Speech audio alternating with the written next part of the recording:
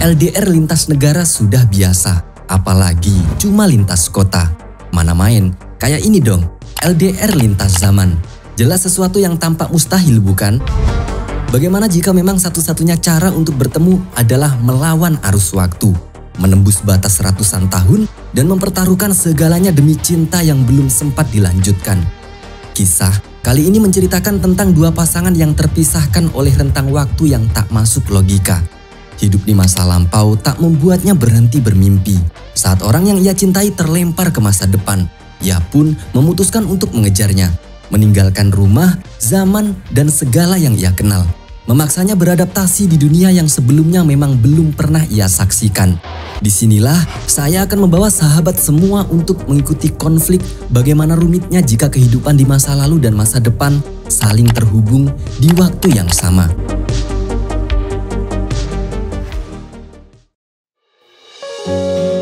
Kisah kali ini langsung membawa kita pada dua dimensi yang berbeda, yang mana kedua dimensi tersebut terpisah oleh rentang waktu, yakni antara zaman dinasti Joseon dan zaman modern abad 21. Pertama kita diperkenalkan dengan keluarga konglomerat di Korea. Ketika itu seorang wanita berusia 70 tahun melakukan operasi permajaan. Ia kemudian mengadakan pesta ulang tahun yang ke-70 di villa keluarganya.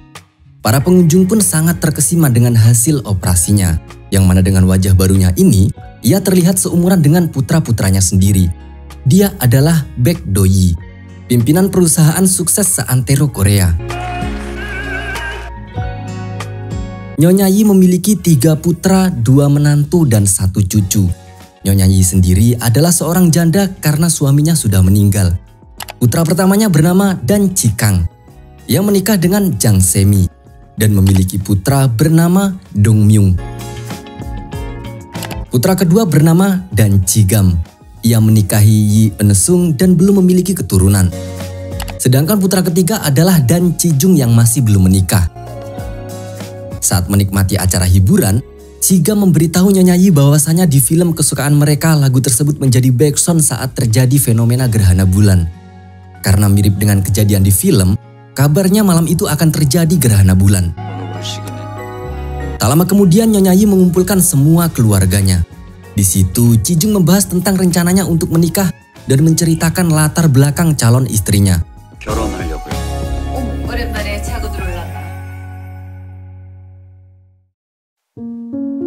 Kita berpindah ke zaman dinasti Joseon. Perlu diketahui, walaupun beda dimensi, dunia kuno ini dan dunia modern tadi memiliki kesamaan waktu, yakni malam terjadinya fenomena gerhana bulan. Di sini kita diperkenalkan dengan keluarga bangsawan Park, yang mana Baek Do-yi dalam dunia modern tadi seakan memiliki kembaran di zaman kuno. Untuk membedakan, kita sebut saja Nyonya Park. Ia adalah ibu mertua antagonis dari tokoh utama kita kali ini yang tak lain adalah Du Rian. Seorang wanita bangsawan yang hidupnya penuh kesedihan dan penderitaan sejak jadi menantu Nyonya Park. 2 hari pun berlalu, ibu kandung Rian meninggal dunia. Dan rencananya ia akan diantar pulang oleh Dolso, salah satu pelayan keluarga Park yang sekaligus merupakan kekasih gelap Rian. Dengan alasan berbela sungkawa, Nyonya Park lantas mengizinkan Rian menjenguk ayahnya selama sepekan. Diketahui Nyonya Park sudah tahu tentang hubungan Rian dan Dolso.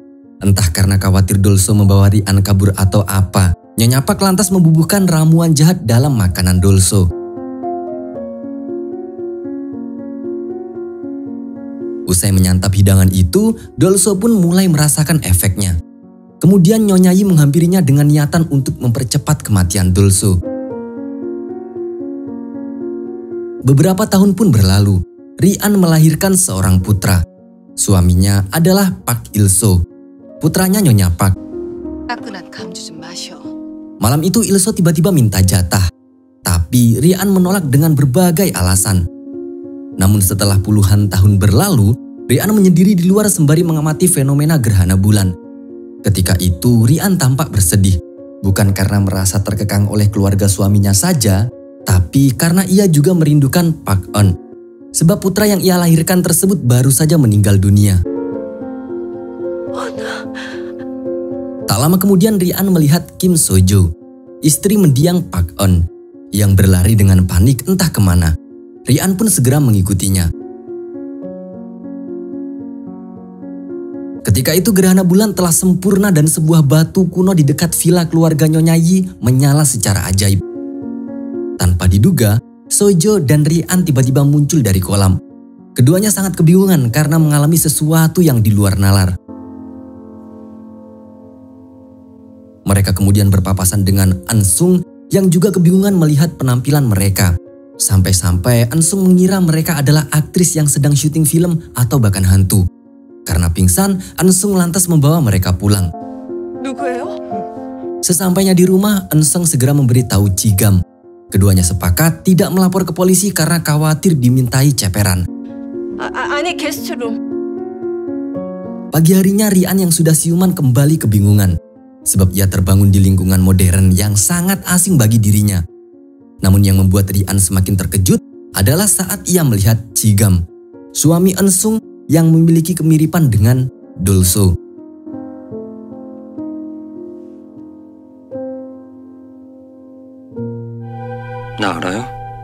Setelah mengamati Jigam secara perlahan, Rian pun akhirnya pingsan lagi.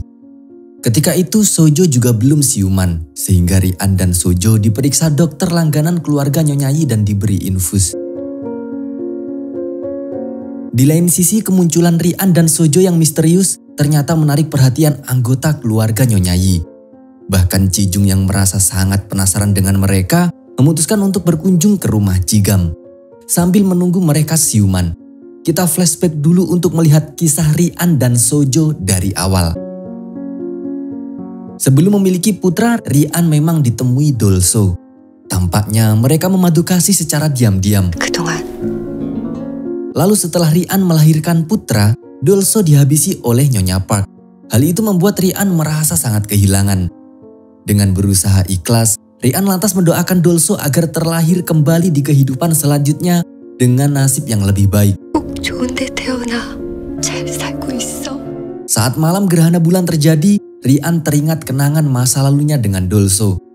Karena status Dolso yang hanya seorang budak dan keduanya saling mencintai, Dolso dan Rian menyembunyikan hubungan mereka dari keluarga Park. Suatu ketika Rian pernah sakit perut yang merupakan gejala dari kehamilannya. Ilso dan Dolso sama-sama khawatir dengan kondisi Rian. Bedanya Ilso sebagai suami hanya menjaga Rian di kamar. Sedangkan Dolso pergi menjemput tabib dan menggendongnya sampai ke rumah keluarga Park. Sampai-sampai bahu Dolso terluka dan pingsan karena mengerahkan semua tenaganya. Momen itu seakan menunjukkan bahwa Dolso rela mempertaruhkan nyawanya demi keselamatan orang yang dicintai.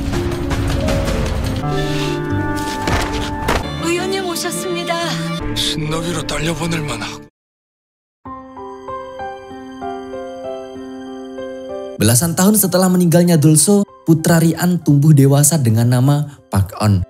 Setelah itu, ia dijodohkan dengan keluarga bangsawan lain. Dan perlu diketahui, Park On ini sebenarnya adalah putra kandung Dolso. Tapi keluarga Park mengira kalau Park On adalah putra kandung Ilso. Walaupun dinikahkan dengan cara perjodohan keluarga, Park On dan Sojo ternyata saling jatuh cinta sejak pandangan pertama, yaitu tepat di hari pernikahan mereka. Bukan karena Park On tampan seperti Mimin atau kecantikan Sojo yang membuat Park On terpesona saja. Tapi karakter mereka yang bisa saling melengkapi juga menjadi faktor utama yang membuat keduanya saling jatuh cinta. Sehingga malam pertama mereka pun terlaksana dengan sempurna.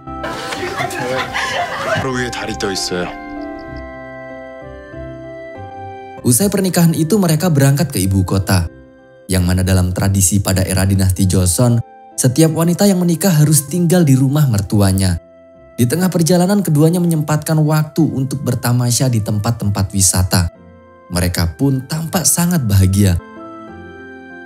Setibanya di ibu kota, Sojo berkenalan dengan Rian dan mulai membangun hubungan baik antara mertua dan menantu. Tak hanya itu, di hari-hari pertamanya tinggal bersama mertua, Sojo juga senantiasa mendapatkan kasih sayang yang luar biasa dari Park On.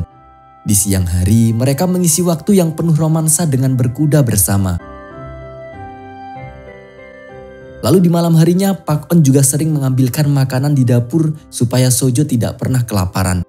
Intinya Park On benar-benar menafkahi Sojo lahir batin dan keduanya sama-sama bersyukur bisa menjadi pasangan suami istri. Akan tetapi kebahagiaan itu hanya berlalu secara singkat. Suatu pagi Pak On tidak kunjung bangun dari tempat tidurnya, dan saat mencoba membangunkannya, Sojo justru mendapati jantung Pak On sudah tidak berdetak lagi. Sontak Sojo pun diliputi duka yang sangat mendalam. Bahkan ia hanya bisa menangis di depan Rian tanpa sanggup mengabarkan kematian Pak On. Alhasil Rian pun pergi memeriksa kondisi Pak On.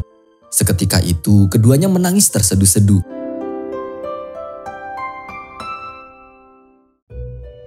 Selama berhari-hari Sojo meratapi kesedihannya. Dan peristiwa ini kemudian berlanjut dengan momen Rian saat mengenang kematian Dolso yang sudah kita saksikan sebelumnya. Karena sama-sama kehilangan orang yang dicintai, Rian dan Sojo kepikiran untuk menghabisi nyawanya sendiri menyusul Pak On dan Dolso. Namun saat malam gerhana bulan terjadi, Sojo lah yang ingin merealisasikan pikiran tersebut. Malam itu Sojo berlari hingga melintasi sebuah batu. Persis seperti batu di villa keluarga Nyonyai di zaman modern. Tak jauh dari situ, Sojo memasuki sebuah gubuk kincir air. Ia tiduran di sebuah peti mati dan terlibat tarik-tarikan dengan Rian.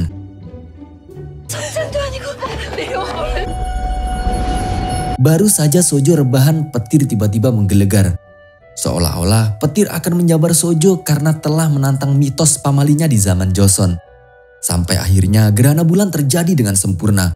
Batu yang mereka lewati tadi menyala, kemudian keduanya seakan mengalami teleportasi di tempat yang sama, tapi di masa yang benar-benar berbeda.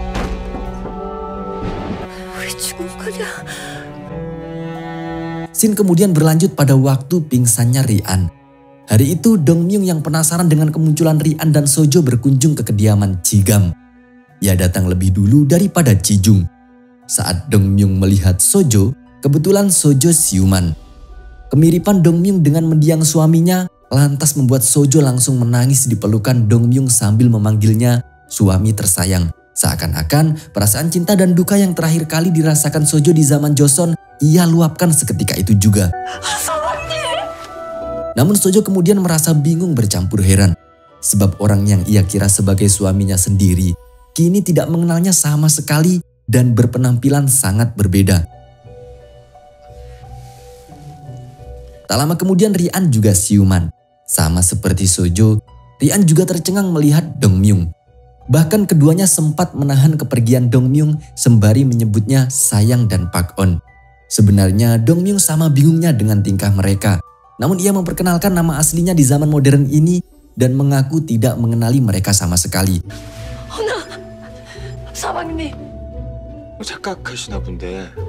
Hal itu membuat Rian dan Sojo sangat bingung. Mereka juga kesulitan beradaptasi dengan lingkungan modern yang sangat asing bagi mereka. Semuanya terasa aneh, mulai dari teknologi, foto, hingga vas bunga yang mereka kira adalah pispot untuk buang air. Sampai akhirnya Sojo memiliki sebuah deduksi bahwasanya mereka terdampar ke masa depan. Sebab jika mereka sudah meninggal, maka mereka tidak mungkin kebelet buang air. Selain itu mereka juga beranggapan bahwa kemunculan mereka di masa depan ini adalah bentuk keinginan mereka yang dikabulkan oleh Tuhan mereka. Sehingga Dong Myung dan Chigam mereka yakini sebagai reinkarnasi Pak On dan Dolso. Keduanya pun sangat bersyukur dan berbahagia bisa bertemu orang yang dicintai lagi. Tak peduli orang yang dicintai itu tidak mengenali mereka lagi. Hal itu membuat Eun-sung dan Iem pembantunya mengira kalau mereka adalah pasien RSJ yang kabur.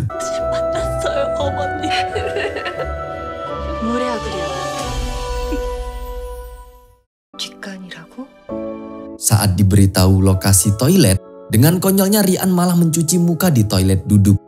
Iem pun menganggap mereka sebagai orang desa yang kolot dan memberitahu mereka cara menggunakan toilet. Saat disuruh makan pun, mereka malah kepingin muntah karena tidak pernah menyantap roti lapis. Tak mau pekerjaannya jadi berlipat-lipat dengan gaji tetap, Iem pun lantas memaksa mereka untuk pulang naik taksi. Tapi Rian menolak pergi kemanapun sebelum bertemu dengan Chigam. Tak hanya itu, saat ia menonton televisi, keduanya malah ketakutan melihat iklan susu harimau. Tak lama kemudian Chigam akhirnya pulang. Setiap kali melihat Chigam, hati Rian bergejolak antara kebahagiaan dan kepedihan. Sebab kekasihnya hidup di masa ini namun bukan menjadi miliknya lagi. Selain itu muncullah Chijung, adik Chigam yang sangat mirip dengan Pak Il-soo. suami Rian di zaman Joseon. Berbeda dengan perasaan Rian saat melihat Jigam, kali ini Rian justru tercengang dengan perasaan ketakutan. Hal itu dikarenakan di masa lalu, Ilso pernah memiliki ambisi bahwasanya jika ia terlahir kembali, maka ia akan menjadikan Rian sebagai istrinya lagi.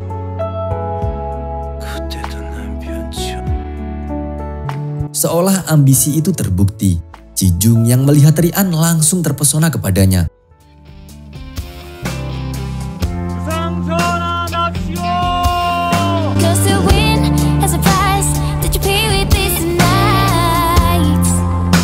I'm not gonna lose myself this I'm time. not gonna lose myself.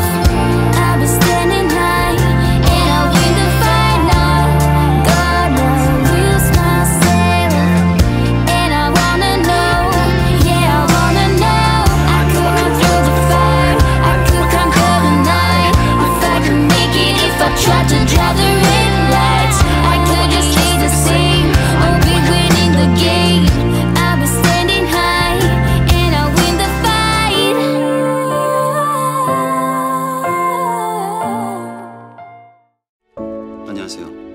Mereka kemudian ditanyai oleh Jigam dan Ji-jung, terutama tentang asal-usul dan tempat tinggal mereka. Namun saking syoknya melihat reinkarnasi Ilso, Rian tidak mau bicara sama sekali dan Sojo mengaku tidak punya tujuan pergi.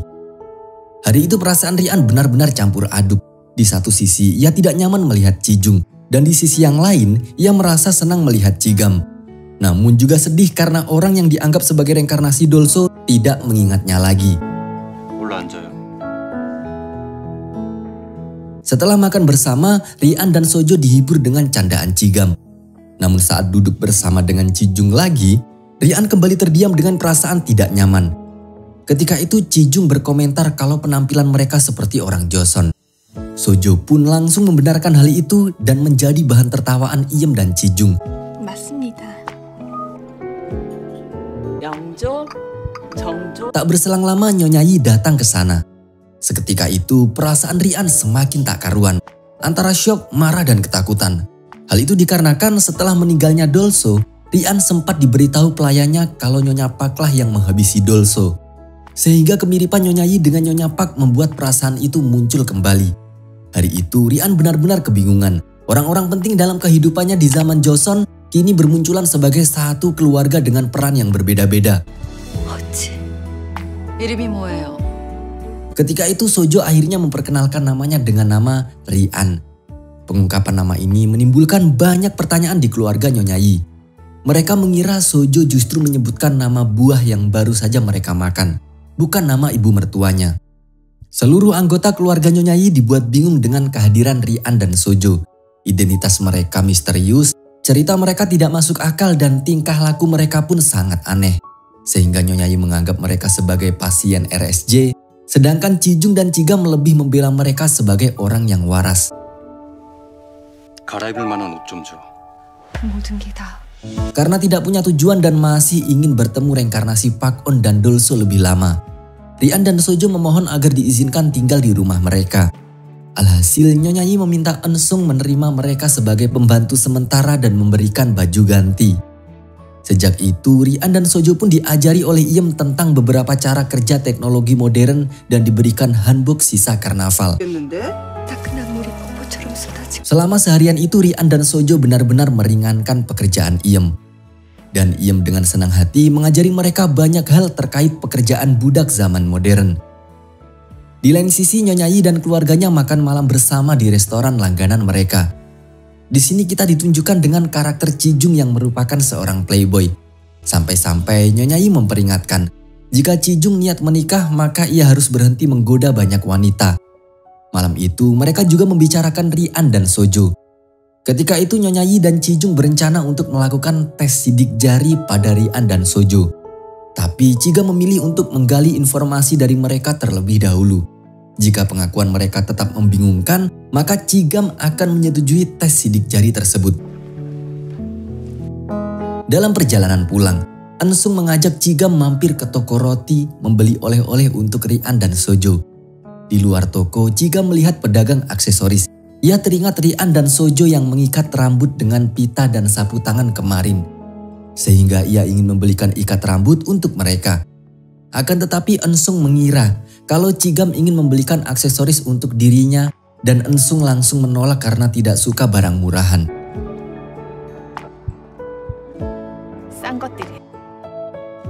Di tempat berbeda, Dongmyung kepikiran dengan sikap Sojo kemarin. Namun di sini kita diperlihatkan kalau sebenarnya Dongmyung sudah memiliki teman dekat bernama Ayla. Dongmyung sendiri berprofesi sebagai aktor, sedangkan Ayla bekerja sebagai penyiar berita. Saat syuting, Dongmyung disuruh sutradara untuk mengekspresikan diri jika ia merindukan kekasih tapi tidak bisa bertemu. Ketika itu Dongmyung justru memikirkan saat Sojo memanggilnya dengan sebutan suami. Tak disangka, dengan memikirkan Sojo, Dongmyung berhasil menyelesaikan syuting secara sempurna.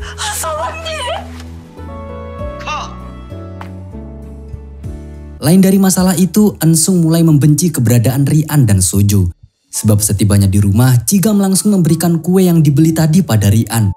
Sebenarnya apa yang Ji-gam lakukan sudah sesuai dengan keinginan Eun-sung. Tapi Eun-sung justru cemburu. Sampai-sampai hanya gara-gara tali rambutnya dipakai Rian dan Sojo. Eun-sung langsung memarahi mereka termasuk Iem. 어디 맘대로야. Eun-sung pun terlibat perdebatan dengan Ji-gam. Biasanya Eun-sung tidak marah jika ia mengambil tali rambut dari lacinya. Tapi kali ini Eun-sung dibutakan oleh kecemburuan. Sehingga ia tidak suka melihat Ji-gam memberikan sesuatu ataupun terkesan membela Rian. 야박하게 그러지 마. 외간 여자한테 친절 보이는. Awalnya Ji-gam memilih mengalah. Namun saat tertidur, Ji-gam terbangun dengan perasaan kesal. Sebab ia tidak suka anjing dan sudah melarang Eun-sung membawa anjingnya tidur di ranjang. Tapi Eun-sung justru bertingkah melebihi batas sampai anjingnya menjilati mulut Ji-gam. Di lain sisi, Rian menanyakan alasan Sojo kepikiran pergi ke kincir air. Ternyata saat berdoa pada Buddha sampai ketiduran, Sojo mendapatkan petunjuk dari mimpinya agar menyusul Pak-on dengan tiduran di peti mati. Ketika itu, Sojo sempat bertemu dengan arwah Pak-on dan mengira kalau arwahnya akan ikut dengan Pak-on. Tapi mereka justru diantar Buddha untuk bertemu dengan reinkarnasi Pak-on.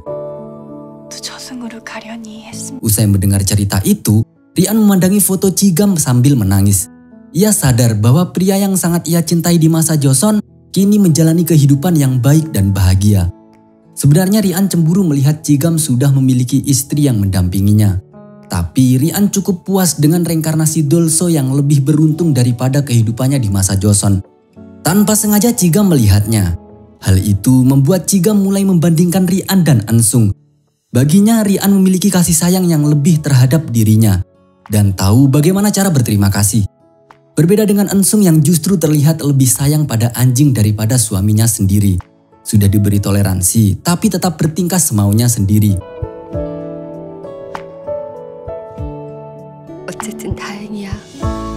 Pagi harinya Eun-sung dan Ji-gam pun kembali bertengkar masalah anjing. Bukannya meminta maaf, Eun-sung justru meminta Ji-gam menyukai apapun yang ia suka. Sampai-sampai Ji-gam memberikan jawaban ketus kalau ia tidak mau disetarakan dengan anjing. 나 물고 핥았어. 그 정도는 누가 물고 빨고 하래요? 칙은 지식. 네 아빠 그릇이. Di tempat berbeda, Ji-jung yang sedang berolahraga dengan Nyonya Yi mulai mendesak Nyonya Yi agar mengizinkan Rian dan Sojo untuk tinggal di rumah mereka. Tapi Nyonya Yi masih belum memberikan keputusan. Ia justru beranggapan kalau Ji-jung tertarik pada salah satu di antara mereka. Sebab karakter Ji-jung yang playboy. 오빠잡 얼굴 뱀별한 것들 인물도 웬만큼 되겠다. Kembali ke arah Rian dan Sojo. Hari itu Rian dan Sojo berusaha menjadi orang yang bermanfaat. Tujuannya agar diizinkan tinggal lebih lama sehingga mereka bisa lebih sering bertemu Dongmyung. Tak hanya itu, Rian juga meminta Sojo agar berbaur dengan kehidupan modern. Bagaimanapun juga, mereka harus menahan diri agar tidak menunjukkan perasaan kepada reinkarnasi orang-orang yang mereka cintai. Rian khawatir jika mereka mengubah takdir di masa depan, maka saat kembali ke masa Joseon, takdir mereka juga akan berubah. 여식이었습니다. 전생에 내색하여서는 아니 되고. Tak berselang lama, Dongmyung datang berkunjung. Keduanya terlihat bahagia, namun berusaha bersikap sewajarnya.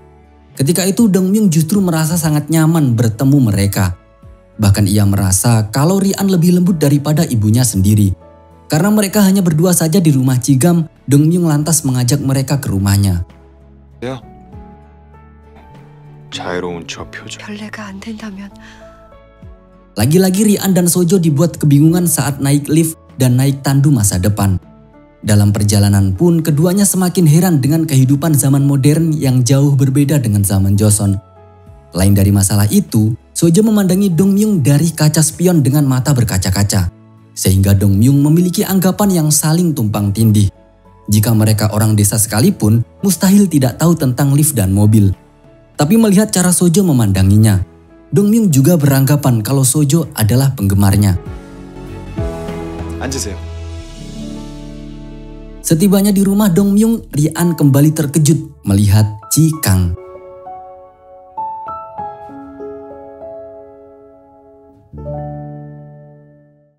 네, 저희 집 왔어요, 맞지? Namun Rian hanya merasa familiar. Ia belum ingat siapakah orang dari masa Joseon yang mirip dengan Ji Kang. Ketika itu Ji Kang bersikap sangat ramah dan mengajak mereka berkeliling rumah. 우리 아들이 처음으로 모시고 온 여자. Tak lama kemudian, Jang Semi pulang dan menyiapkan jamuan. Dalam perbincangan, mereka diberitahu tentang pekerjaan Dong Myung yang merupakan seorang artis. Konyolnya Rian dan Sojo menyamakan pekerjaan Dong Myung sebagai badut zaman Joseon. Dan pemikiran aneh mereka itu membuat Jang Semi mulai berpikiran kalau Rian dan Sojo adalah penjelajah waktu. 오랜만이야. 왜 연락 안 와? 왕대 노릇. Sesaat kemudian Rian akhirnya teringat kalau Ji Kang sangat mirip dengan ayah Nyonya Yi atau kakek mertuanya. Hal itu membuat Rian merasa terkejut bercampur bingung. 아닙니다. Dalam perjalanan pulang ke rumah Cigam, mereka diantar oleh Jang Semi. Sepanjang jalan Rian terus dibingungkan dengan rumitnya hubungan keluarga Nyonya Yi. Ia tidak habis pikir bagaimana bisa mereka tetap berinkarnasi sebagai keluarga tapi secara silsilah mereka bertukar posisi. Sesampainya di parkiran rumah Cigam, mereka sempat berpapasan dengan Jo Nam, seorang sutradara industri entertainment. Melihat penampilan Sojo, Jo Nam langsung tertarik untuk merekrutnya sebagai artis. Dan Jang Semi menyuruhnya untuk menanyakan masalah itu pada Dong Myung. 신인도 뭣도 아니야. Hari itu Rian tiba-tiba diberikan tusuk rambut perak oleh Cigam. Yang mana tusuk rambut itu adalah warisan turun-temurun dari nenek Cigam. Melihat cara Rian bersikap dan bicara, Cigam mulai merasa kalau Rian memang seperti wanita bangsawan kuno. 완전 옛날 양반가 아시고. Tak berselang lama, Ensung memergoki mereka sedang berduaan. Sehingga Ensung langsung cemburu dan kembali bertengkar dengan Cigam. Ia memprotes Cigam karena memberikan barang peninggalan neneknya kepada wanita lain. Padahal Ensung sendiri pernah diberi perhiasan oleh Nyonya Yi dan malah ia jual dengan alasan sudah ketinggalan zaman. Tak ingin keberadaan Rian membuat keluarganya semakin kacau. Ensung lantas meminta Cijung untuk membawa Rian dan Sojo tinggal di rumah Nyonya Yi. Mau tidak mau Rian dan Sojo pun menuruti kemauan Ensung. Sebelum pergi, Rian sempat ingin mengembalikan tusuk rambut tadi. Namun Cigam tidak mau mengambilnya lagi karena merasa tidak butuh. 이런 건 남자가 드는 거예요. Pengusiran itu membuat ia mulai menggerutu. Karena beban pekerjaannya tidak jadi berkurang. 가꿀 때랑 개 주무를 때만 쓰지. 이 넓은 집 직접 한번 해봐. Di tempat berbeda, Jona membujuk Dong Myung agar mau mengajak Sojo main film. Di mana Jona memiliki proyek drama serial berlatar kerajaan. Dong Myung sebagai pemeran utama pria dan pemeran utama wanita masih dalam proses audisi. Ketika itu Dong Myung menolak dengan berbagai alasan. Tapi Jonam tetap ngotot. Ia ingin bertemu Sojo dan akan membujuknya sendiri. Bahkan tahu kalau Sojo berpindah tinggal di rumah Nyonya Yi. Jonam berniat untuk berkunjung ke sana. 아주 딱이야. Kembali ke arah Rian dan Sojo. Setibanya di kediaman Nyonya Yi, Cijung memperlakukan Rian dan Sojo dengan penuh perhatian. Ia mengajak mereka untuk makan bersama dan Nyonya Yi juga memperlakukan mereka secara ramah. Bagi Rian, suasana ini sangat mirip dengan nasibnya di zaman Joseon. Walaupun Nyonya Yi dan Cijung memiliki sikap yang berbeda dengan Nyonya Pak dan Ilso, kemiripan wajah mereka tetap membuat Rian menaruh kewaspadaan. Ketika itu, Nyonya Yi mengizinkan mereka tinggal di rumahnya. Namun mereka harus mau memeriksakan sidik jari demi mengidentifikasi latar belakang mereka. 주민번호가 대체 Tak lama kemudian, Dong Myung menemui mereka. Sama seperti Cigam, Dong Myung tiba-tiba memberikan binyo untuk Rian dan Sojo. Namun ia belum memberitahu mereka tentang kemauan sutradaranya yang ingin merekrut Sojo sebagai artis. Malam itu Rian dan Sojo terlihat sangat bahagia karena mendapat hadiah dari reinkarnasi orang-orang yang dicintai. Tapi mereka juga harus ekstra hati-hati agar tidak diusir lagi. Di lain sisi, Kijung yang terpesona kepada Rian mulai membayangkan yang tidak-tidak. Sampai-sampai Kijung tidak bisa tidur. Ia berusaha mengendalikan nafsunya dengan minum-minum. Namun hal itu justru membuatnya semakin terdorong untuk mendekati kamar Rian.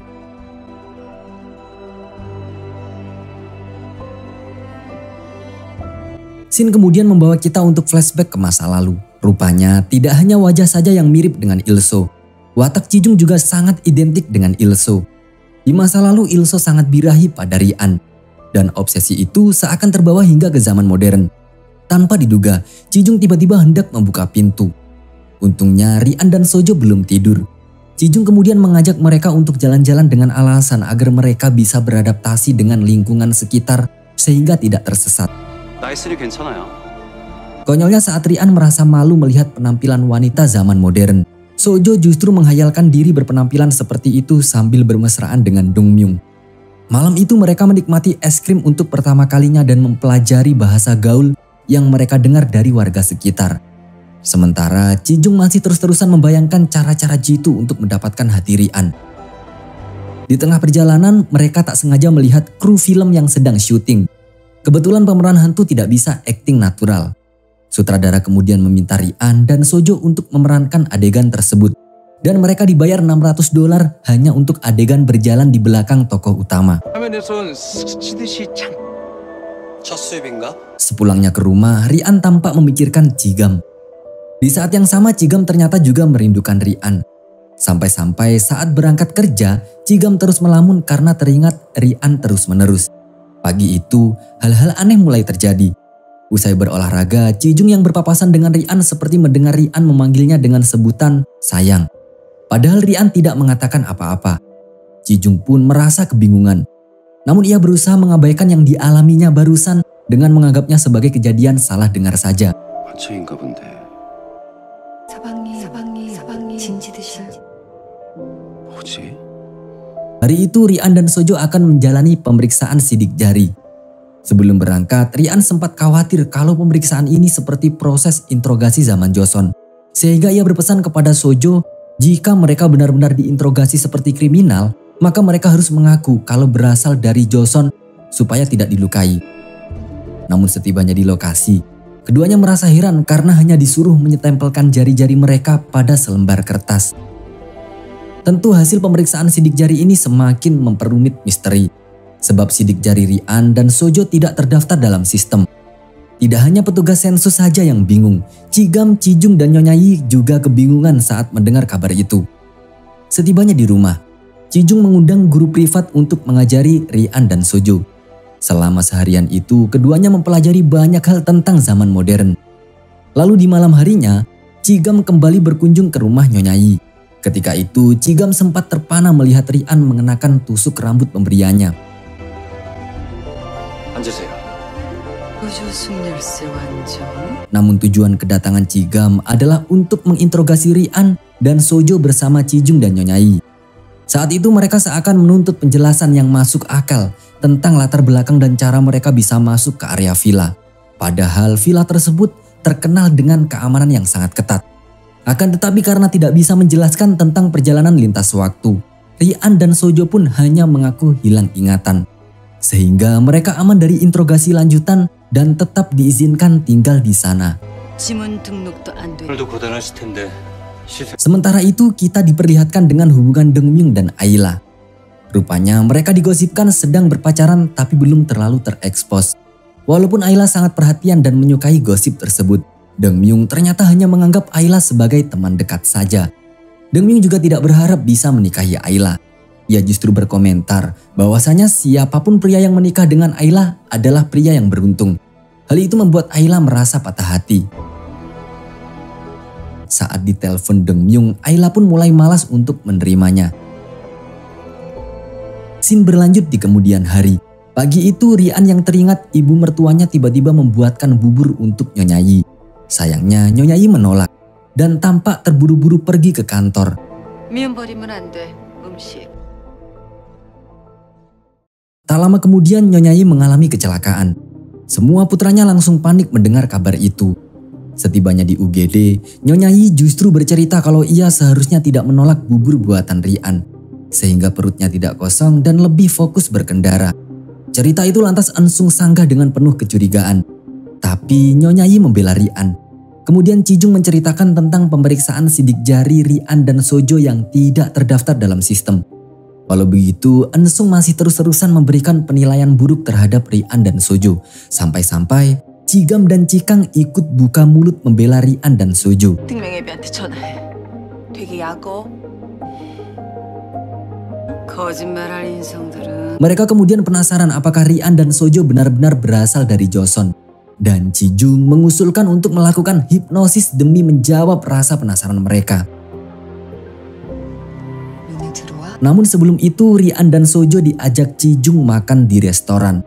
Melihat Kijung sangat menyukai arak, Rian teringat akan Ilso yang juga menyukai arak. Kala itu Ilso pernah menenggak puluhan sloki sembari menyuruh Rian melontarkan pujian terhadapnya. Namun setelah cukup mabuk, Ilso tiba-tiba mengaku kalau ia adalah pria mandul.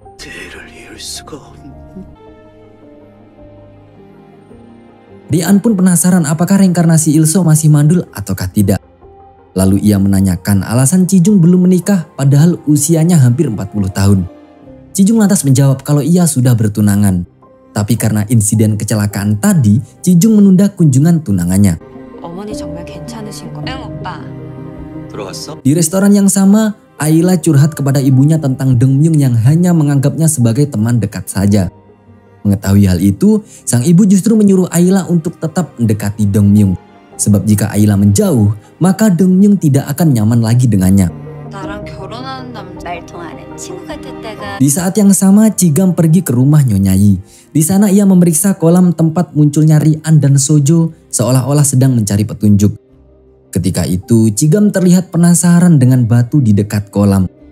Namun ia belum tahu apakah batu itu ada kaitannya dengan kemunculan Rian dan Sojo ataukah tidak. Sepulangnya ke rumah, Cigam dikejutkan dengan Ensung yang sudah memakai baju dinas. Konyolnya, Nyonya Yi tiba-tiba menelpon dan menyuruh Ensung untuk menemaninya di rumah sakit, sehingga Ensung gagal dapat nafkah. 며느리 불렀지. 아들 오래. Kembali ke restoran, ketika itu Sojo pergi ke toilet dan berpapasan dengan Ayla. Lalu saat keluar, keduanya berpapasan dengan Dongmyung. Karena mabuk, Sojo tiba-tiba pingsan di pelukan Dongmyung. Konyolnya, Dongmyung dan Jonam rebutan menggendong Sojo. Sampai akhirnya Sojo dibawa pulang oleh Kijung. Sesampainya di rumah, Jonam dan asistennya membantu menggendong Sojo ke kamar. Kemudian Jonam menceritakan tentang rencananya merekrut Sojo sebagai artis. Kijung pun tidak melarang hal itu, tapi ia menyarankan Jonam agar berdiskusi dengan mereka secara langsung. 되는 쪽으로요. 용기 주시고. Namun Kijung tidak lepas tangan. Ia segera memberitahu Rian tentang masalah itu dan sangat mendukung jika Rian dan Sojo bisa menjadi artis. Bahkan ia menyarankan Rian untuk mulai rajin olahraga agar bodinya tidak kendor. Konyolnya, pakaian senam yang diberikan Kijung membuat Rian merasa sangat malu.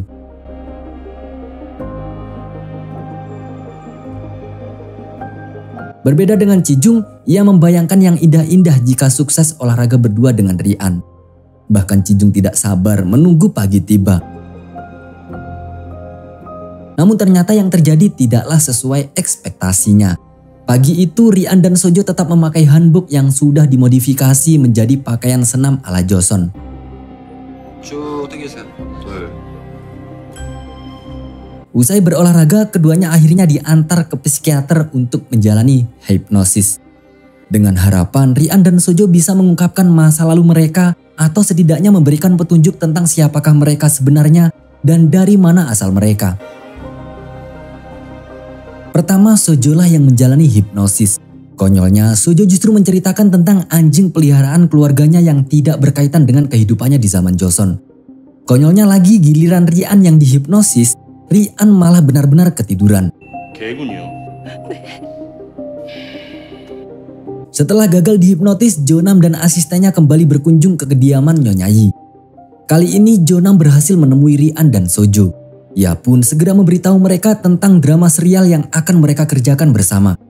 Drama tersebut berjudul Master Jung. dan memiliki genre time travel sejarah. Namun yang paling diutamakan Jonam adalah Sojo.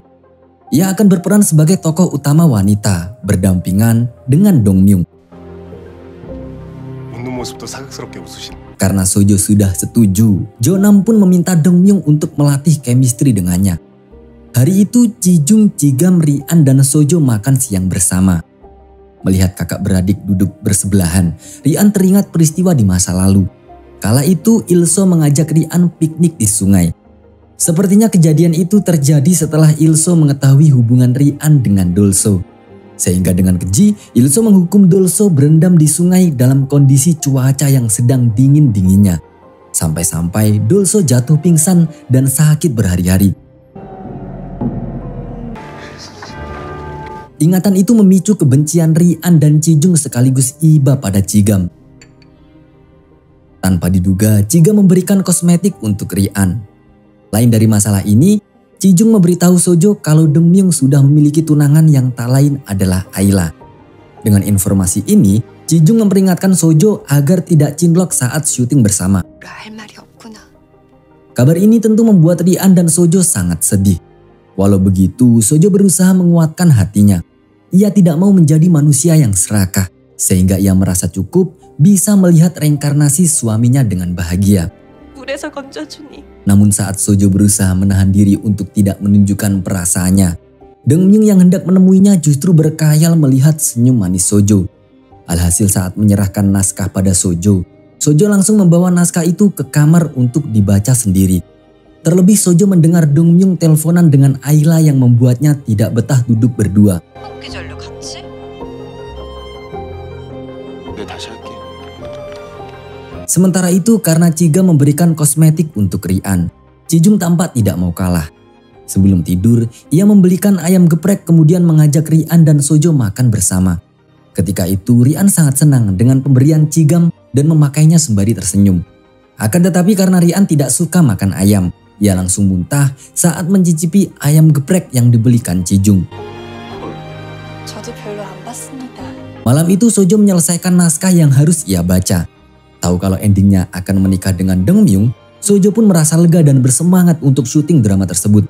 Berbeda dengan Jonam, saat membaca bagian pertemuan Dongmyung dengan Sojo, ia justru tertawa ngakak. Sebab dalam pertemuan itu dikisahkan Dongmyung jatuh cinta pada pandangan pertama saat melihat Sojo main jungkat-jungkit. Lalu Sojo terjatuh dan Dongmyung berniat jadi pahlawan. Konyolnya Dongmyung malah digigit anjing peliharaan Sojo sampai celananya melorot. 널뛰기 에피소드야? Keesokan harinya Nyonya Yi dijenguk oleh tunangan Chijung. Ia bernama Womi, seorang aktris yang sudah pacaran dengan Chijung selama 198 hari. Saat diwawancarai Nyonya Yi, Womi mengaku sudah cocok dengan Chijung walaupun ia tidak suka Chijung terlalu ramah kepada semua wanita. Selain itu, Womi juga mengaku kalau ia dan Chijung sudah sama-sama sepakat untuk memiliki 2 anak setelah menikah nanti. Sehingga Nyonya Yi cukup bahagia mendengar kedewasaan calon menantunya. 괜찮아야지. Malam harinya Nyonya Yi akhirnya dipulangkan dari rumah sakit. Setibanya di rumah, ia langsung menyatakan penyesalannya karena menolak bubur buatan Rian. Tak berselang lama, Dongmyung datang lagi untuk menjenguk Nyonya Yi. Chijung juga pulang. Lalu disusul dengan Ayla yang datang menjenguk calon nenek mertuanya. Saat membawa kue ke dapur, Ayla tak sengaja bertabrakan dengan Sojo. Sehingga kue itu jatuh dan membuat Ayla sangat kesal. 짱나 정말. 통과하게 됐습니다. Sojo sendiri merasa sakit hati melihat kedekatan antara Ayla dengan Dongmyung. Namun Ayla yang baru mengetahui kalau Sojo akan syuting dengan Dongmyung langsung meracau tidak setuju. Bahkan ia meremehkan Sojo dengan alasan khawatir seorang pembantu akan mengacaukan karir Dongmyung. Tak cukup sampai di situ. Sebelum pulang, Ayla terus menunjukkan kecemburuannya jika Dongmyung tetap berpasangan dengan Sojo dalam drama Master Jung nanti. Akan tetapi Dongmyung tidak ingin menentang pilihan sutradaranya dan meminta Ayla untuk tetap mendukungnya. Beralih ke rumah Chigam. Malam itu, Iem tiba-tiba tepar gara-gara anjing kesayangan Ensung pipis sembarangan. Pagi harinya, Chigam membawa anjingnya ke kediaman Nyonya Yi untuk dikursuskan pada pembantu Nyonya Yi. Saat diberitahu pembantu kalau Rian dan Sojo sedang olahraga, Chigam pun bergegas menemui mereka. Ketika itu Rian teringat peristiwa di masa lalu, tepatnya saat memadu kasih dengan Dolso. Tanpa sengaja saat Rian menutup mata sambil menyeka keringat, Cigam melihatnya. Akan tetapi, Cigam segera pergi demi menahan diri agar tidak berpikir nakal. Mereka kemudian sarapan bersama. Ketika itu, Rian menolak makan kimchi karena ingin membuatnya sendiri agar lebih sesuai dengan lidahnya. Malam harinya, Cijung tiba-tiba memberitahu Nyonya Yi kalau Rian sedang hamil. Sontak Nyonya Yi mengira kalau Cijung yang menghamili Rian. Padahal Cijung hanya mengasumsikan hal itu karena Rian muntah saat makan ayam geprek kemarin. Lucunya Nyonya Yi juga meyakini asumsi Cijung dan mengira kalau Rian menolak kimchi tadi karena membuatnya mual. Tak peduli siapakah yang menghamili Rian, keduanya sangat bahagia jika Rian benar-benar hamil. Sebab mereka sangat merindukan kehadiran bocil yang bisa meramaikan suasana rumah mereka. 경사였지. 저일러나? Sejak itu Nyonya Yi memberikan perhatian lebih kepada Rian. Ia berjanji akan membelikan makanan apapun yang disukai Rian dan menjamin Rian mendapatkan asupan nutrisi yang terbaik. Sontak hal itu mengingatkan Rian pada perhatian Nyonya Pak saat menginginkan cucu. 엄마 뻘이야. 힘들게 품었으니. 있지. Di lain sisi kita diperlihatkan pada Dongmyung yang masih kepikiran dengan Sojo. Terlebih saat Sojo memanggilnya suami. Akan tetapi sepulang kerja, Dongmyung kemudian mengajak Ayla untuk makan malam bersama. Dengan tujuan untuk memperbaiki hubungan mereka yang sempat terlibat pertengkaran gara-gara masalah Sojo kemarin. Tanpa diduga Dongmyung sudah mendekorasi satu ruangan khusus di kafe tersebut menjadi seromantis mungkin. Lalu Dongmyung melamar Ayla dan memasangkan cincin ke jarinya. Ayla pun terlihat sangat bahagia. Di situ keduanya saling mengungkapkan perasaan masing-masing. Dan terkait drama Master Jung, Dongmyung berjanji akan menikahi Ayla setelah drama tersebut selesai. Ayla juga menambahkan jika drama itu dilanjutkan ke season selanjutnya, Dongmyung harus menolaknya. Hal ini merupakan cara Ayla untuk membatasi Dongmyung agar tidak cinlok dengan Sojo. 다른 때하고 달라. Di tempat yang berbeda, kita juga diperlihatkan pada Womi yang ternyata suka selingkuh. 혼자? Kembali ke arah Rian dan Sojo. Hari itu keduanya kembali terheran-heran dengan teknologi dan kebiasaan zaman modern.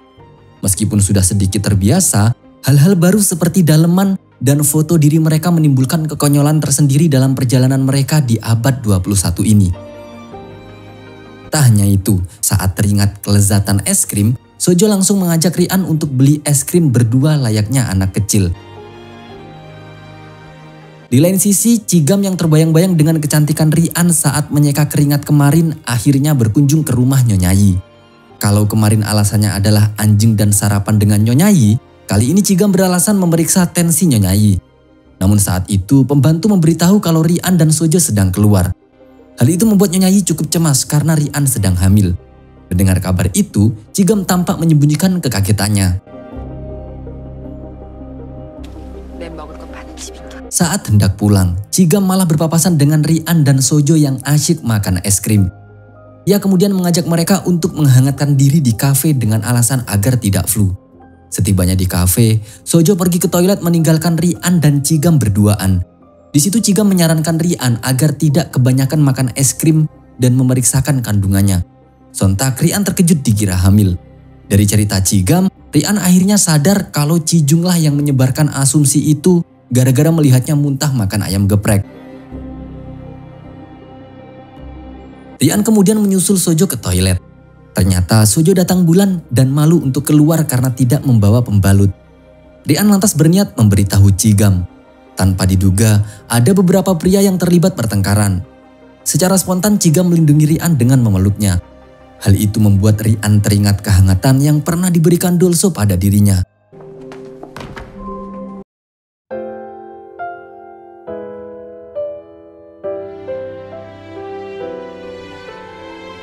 Tak lama kemudian sopir Cigam melaporkan kalau Ensung menelpon menanyakan aktivitasnya. Untungnya si sopir peka dan membohongi Ensung kalau Cigam sedang bicara dengan klien. Selain itu, Cigam juga menyuruh sopirnya membelikan pembalut untuk Sojo. Sambil menunggu, Jigam mengajari Rian cara menggunakan ponsel dan bergantian mengambil foto. 흉내낼 수 없는 적. 지금 참 보기 좋거든요. Saat Rian mengantar pembalut, Dongmyung dan Ayla tiba-tiba datang ke kafe tersebut. Alhasil, Ayla pun memamerkan cincin tunangannya pada Sojo. Ia juga terus-terus meremehkan Sojo yang menurutnya akan menyebabkan drama Master Jung gagal diproduksi. Sehingga Ayla dan Sojo terlibat ketegangan karena kecemburuan masing-masing. 마다하면 뭐해? 모르는 거 투성이고. Merasa muak dengan sikap Ayla, Sojo lantas menunjukkan kemampuannya. Ia memperagakan salah satu dialog dalam naskah Master Jung secara spontan dan langsung ditanggapi oleh Dongmyung. Tak disangka Jigam memuji kemampuan Sojo dan membuat Ayla tidak bisa berkata-kata lagi. Tak hanya itu, Sojo dan Rian tiba-tiba diajak foto oleh beberapa pria. Seakan-akan belum jadi aktris, mereka sudah terkenal lebih dulu. Ayla pun hanya bisa bengong karena penghinaannya justru dibantah secara instan oleh pujian dari warga random. 같은 존재입니다. 제대로 보고 판단했어. 두 분이랑 사진 좀 찍었어. 하나, 둘, 셋. Sepulangnya ke rumah, Rian tak sengaja keceplosan memberitahu Sojo kalau Jigam adalah reinkarnasi Dolso. Malam itu, Rian benar-benar merasa kalau Jigam memiliki karakter yang sama dengan Dolso. Walaupun Jigam tidak mengenalinya sebagai cinta di masa lalu, Rian yakin perasaan Jigam terhadapnya tetap sama seperti Dolso. Di lain sisi, kita diperlihatkan dengan Nyonya Yi yang tiba-tiba dibujuk pergi clubbing oleh dua sekretarisnya. Di saat yang sama, Jonam dan asistennya juga berencana untuk pergi ke clubbing dengan tujuan untuk mencari jodoh. 생각해. Singkat cerita, mereka pun tiba di lokasi menikmati musik horeg. Ketika itu, Jonam melihat Nyonya Yi bak Cleopatra. Sesekali, Nyonya Yi juga curi-curi pandang terhadap Jonam. Tapi pertama-tama Nyonya Yi menikmati kebebasan sendirian. Sungguh peristiwa di luar Nurul. Di usia yang sudah menginjak 70 tahun itu, Nyonya Yi ternyata sanggup breakdance tanpa mengeluh. 여기서 이러시면 안 되죠. Tak lama kemudian, Jonam pun mendekati Nyonya Yi. Bahkan Nyonya Yi diajak keluar agar bisa berkenalan lebih jauh tanpa terganggu kebisingan di dalam. Di malam yang sama, Jang Semi tiba-tiba mengusulkan untuk membawa Sojo tinggal di rumahnya. Dengan alasan agar Dongmyung dan Sojo bisa menjalin chemistry demi kesuksesan drama Master Jung. 어머니가 반대하시면 Keesokan harinya, Jang Semi pun memberitahu Rian dan Sojo tentang hal itu. Sontak mereka pun sangat bahagia. Jang Semi juga meyakinkan kalau Nyonya Yi akan menyetujui rencana itu. Sebab Chijung akan menikah dan dalam tradisi keluarga mereka pengantin baru harus tinggal dengan Nyonya Yi selama 2 tahun. Sehingga mereka akan lebih baik tinggal di rumah Jang Semi agar tidak mengganggu rumah tangga Chijung. Tak hanya itu, dengan tinggal di sana sampai drama Master Jung selesai, Sojo dan Rian akan bisa membeli rumah sendiri. Hari itu juga keduanya pun mulai berkemas. 그저 감사합니다. Malam itu Rian membuat kimchi sesuai janjinya. Tak disangka, Nyonya Yi dan Jigam sangat menikmati kimchi buatan Rian tersebut. Sampai-sampai mereka ingin merekrut Rian untuk bekerja di pabrik kimchi milik keluarga mereka. Ketika itu, Jigam juga menghadiahkan dompet pada Rian dan Sojo. Kemudian Nyonya Yi meminta Rian untuk fokus membuatkan makanan setiap hari, menawarkan posisi supervisor di pabrik kimchi, dan urusan lain akan ditangani oleh manajer Sojo. Tanpa bermaksud menolak, Rian kemudian memberitahu kalau mereka diminta untuk pindah ke rumah Jang Semi. 무슨 수고비를 나한테 무릎 안 보고.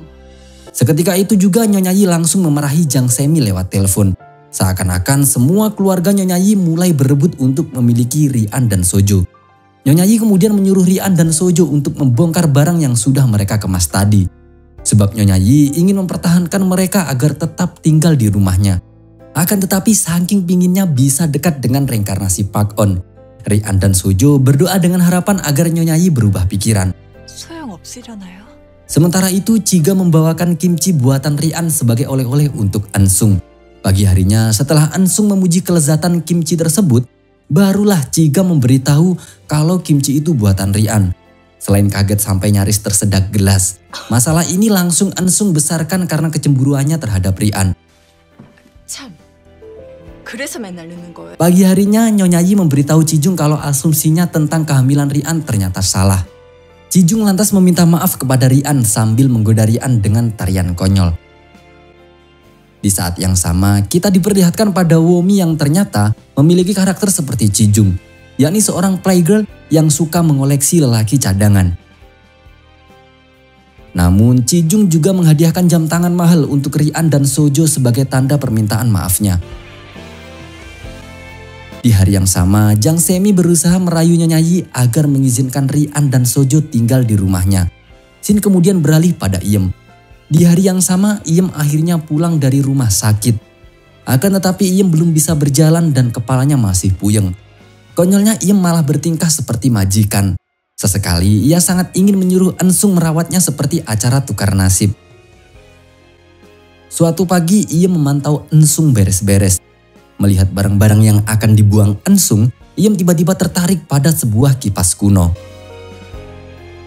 Karena Iem hanya kipas-kipas seperti mandor, Ensung akhirnya menyewa pembantu untuk merawat Iem.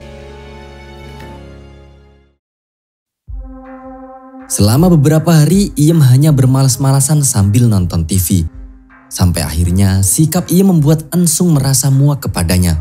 Malam itu juga, Iem diusir Ensung untuk tinggal di villa keluarga Nyonya Yi. 볼 것 같아. 혈압 오르고. 한 1시간 있으면 저희 아주머니 도착. Sesampainya di sana, Iem tiba-tiba merasakan sesuatu dan berlari mendekati batu di dekat kolam. Ia menggali tanah di sekitar batu tersebut yang tanpa diduga, ada sebuah peti berisi 2 kipas merah. Seolah kesurupan, Iem lantas menari menggunakan kipas tersebut.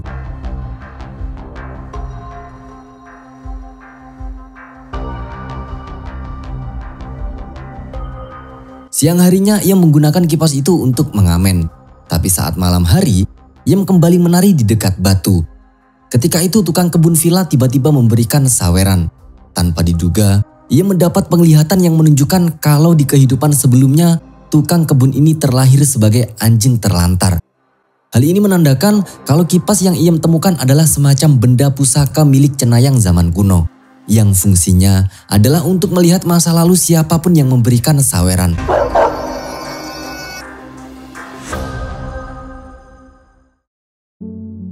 Melanjutkan kisah Nyonya Yi. Setelah pertemuan kelabing tempo hari, Nyonya Yi lanjut kencan dengan Jonam. Keduanya mulai akrab, saling melontarkan pujian hingga janjian untuk kencan lagi. Tak hanya itu, saat ada waktu luang keduanya juga sering teleponan layaknya ABG bucin. 도경 씨 같은 분 흔치 않. 점심 Hari itu Jang Semi menemui Nyonya Yi untuk merayunya agar mengizinkan Rian dan Sojo tinggal di rumahnya. Sampai akhirnya Nyonya Yi terpaksa setuju. 엄마 말고 이제 또 그쪽에 빠진 거. Malam harinya, Rian dan Sojo akhirnya tinggal di rumah Jang Semi.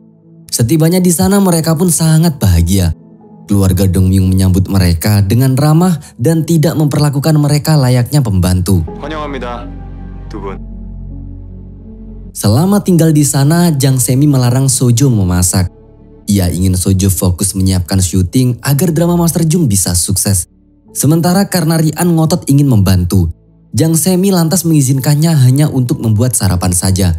Selain dari itu akan dikerjakan oleh pembantu Jang Semi sendiri. 왜 이렇게 일찍? Beberapa hari kemudian Nyonya Yi mengumpulkan keluarganya untuk berkenalan dengan Womi. Diketahui Womi ini ternyata juga direkrut oleh sutradara untuk memerankan ibu dari tokoh utama. Selain itu Nyonya Yi juga membicarakan Rian dan Sojo, yang mana keduanya sudah ia anggap seperti keluarganya sendiri.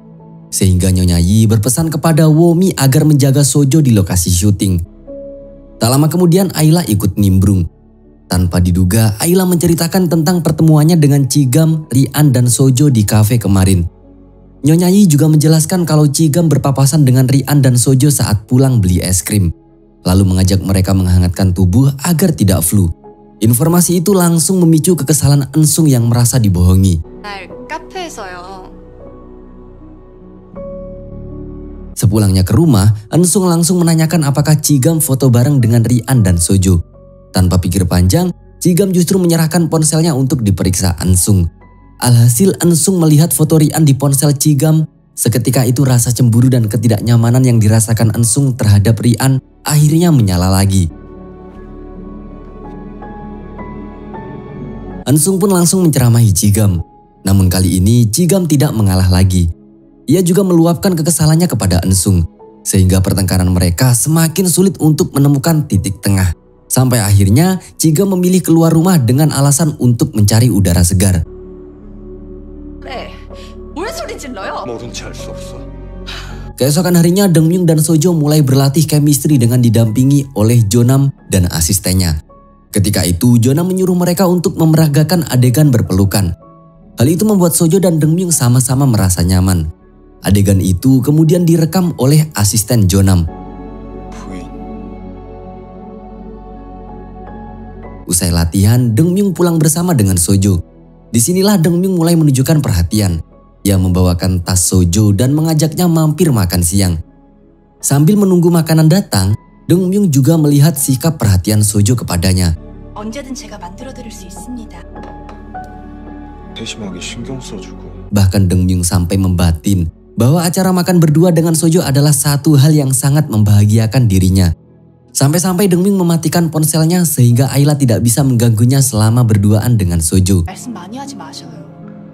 Setelah kenyang, Dongmyung membelikan pakaian olahraga untuk Sojo. Kemudian mengajaknya olahraga bersama. Kesal karena tidak bisa dihubungi, Ayla akhirnya menghubungi sopir Dongmyung.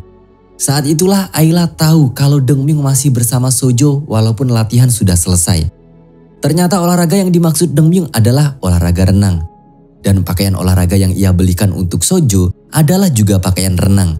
Meski cukup ragu, Sojo akhirnya memakai pakaian itu demi menghargai Dongmyung.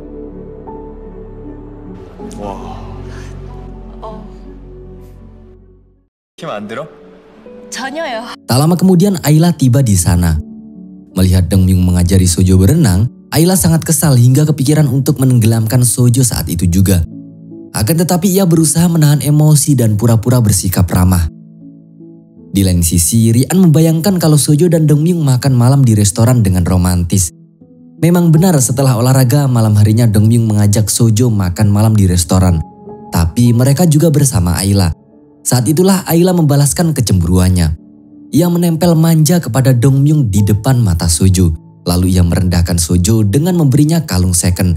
Tak hanya itu, karena Ayla mengajak Dongmyung karaokean berdua, Sojo pun akhirnya pulang duluan bersama sopir Dongmyung. Sepanjang perjalanan Sojo pun hanya bisa menangis sampai Pak sopir pun turut prihatin melihatnya.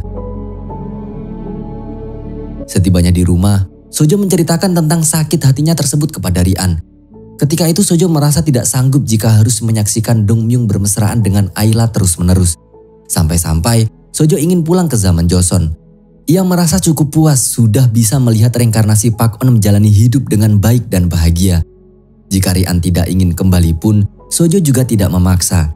Tapi karena Rian sudah menyayangi Sojo seperti anak kandungnya sendiri, Rian pun akan ikut pulang ke Joseon. Namun sebelum itu, Sojo berniat untuk mencari petunjuk di kolam tempat mereka terdampar. 이제 너가 나의 전부 다 마찬가지야. Pagi harinya mereka pun pergi ke villa. Di sana mereka langsung penasaran dengan batu di dekat kolam.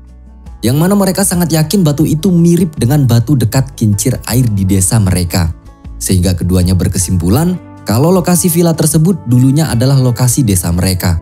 Selain itu mereka juga berkesimpulan bahwasanya mereka bisa kembali ke Joseon lagi jika terjadi fenomena gerhana. Dengan syarat mereka harus menceburkan diri ke kolam tersebut yang diyakini sebagai pintu gerbang lintas waktu.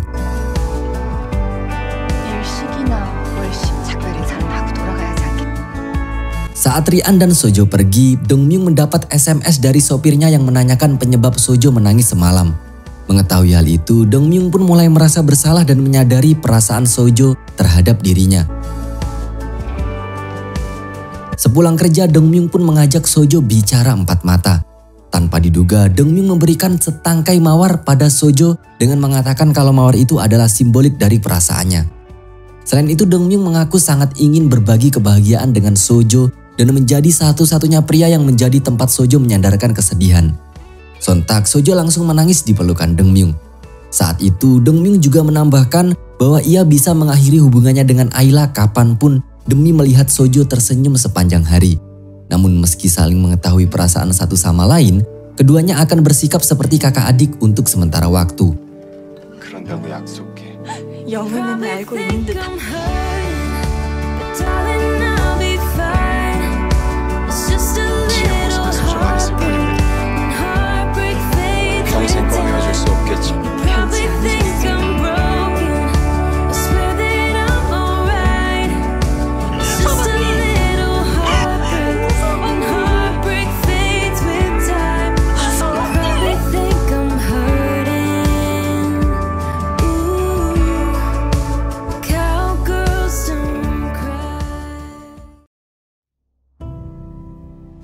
Di lain sisi kita diperlihatkan pada Nyonya Yi dan Jonam yang sedang bersiap untuk melanjutkan janji kencan mereka. Setibanya di lokasi, keduanya pun terlihat sumringah. Kencan mereka kali ini terasa lebih romantis dan intim. Mereka menikmati waktu bersama, saling mengenal lebih jauh, dan membicarakan hal-hal receh yang selalu istimewa jika dibahas pasangan bucin. Tak terasa mereka berduaan di restoran itu hingga petang hari. 중독에 대해 Setelah berbelanja di toko, mereka kemudian naik mobil keliling kota sembari berbincang dengan lebih romantis. Tak hanya itu, keduanya pun juga mampir ke alun-alun sambil menikmati cemilan. Bahkan saking nyamannya, Nyonya Yi sampai membayangkan hal-hal yang diinginkan. Tanpa diduga, Jonam tiba-tiba mengajak Nyonya Yi untuk melanjutkan hubungan ke jenjang yang lebih serius, yakni menikah. Sontak Nyonya Yi sangat terkejut. Terlebih Jonam yang belum tahu usia Nyonya Yi, justru mengaku tidak mempermasalahkan selisih usia. 얼마나 많길래 그렇게 단호해요? Di malam yang sama, Jigam akhirnya berbicara dengan Ensung untuk mengklarifikasikan sikapnya terhadap Rian dan Sojo. Yang mana ia mengaku kasihan pada mereka yang tidak punya dan tidak tahu apa-apa dengan dunia modern. Setelah mendengar penjelasan itu, kecemburuan Ensung mulai berkurang dan memaklumi sikap Jigam. Ia kemudian menceritakan tentang kondisi Iem di villa yang kabarnya mendadak seperti kerasukan. Dan malam itu, Iem tiba-tiba pergi dari villa entah kemana. Sebelum tidur, Ensung yang sedang melihat foto Rian belum dihapus dari ponsel Jigam justru kepikiran untuk membawa Rian ke rumahnya lagi. Namun melihat anjing kesayangannya tidak ada di tempat tidur, Ensung mengabaikan pemikirannya dan keluar untuk mencari anjingnya. 미안, 엄마가. Ketika itu Iem ternyata pulang ke rumah Jigam. Saat bertemu anjing Ensung, ia memintanya menyentuh kipas dengan niatan untuk melihat kehidupan anjing tersebut di masa lalu. Iem kemudian mengetuk pintu kamar Ensung.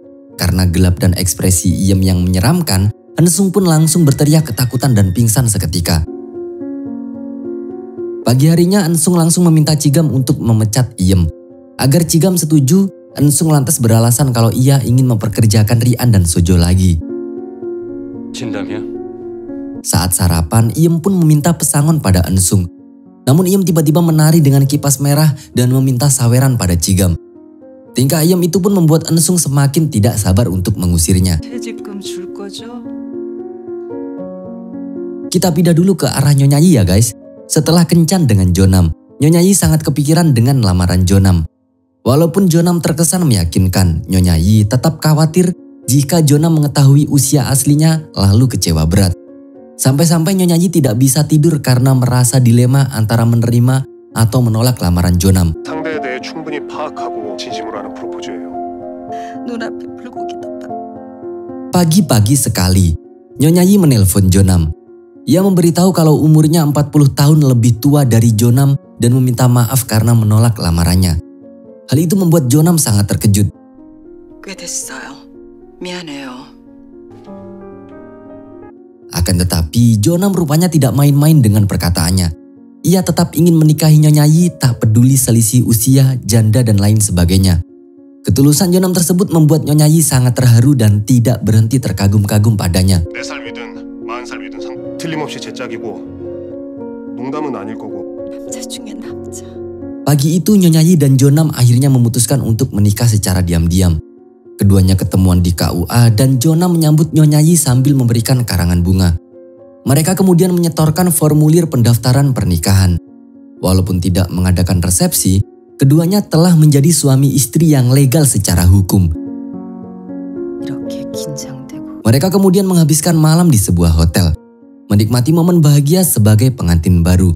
Sampai akhirnya Jonam menggendong Nyonya Yi ke ranjang, bercanda sebentar, kemudian menjalankan ritual malam pertamanya.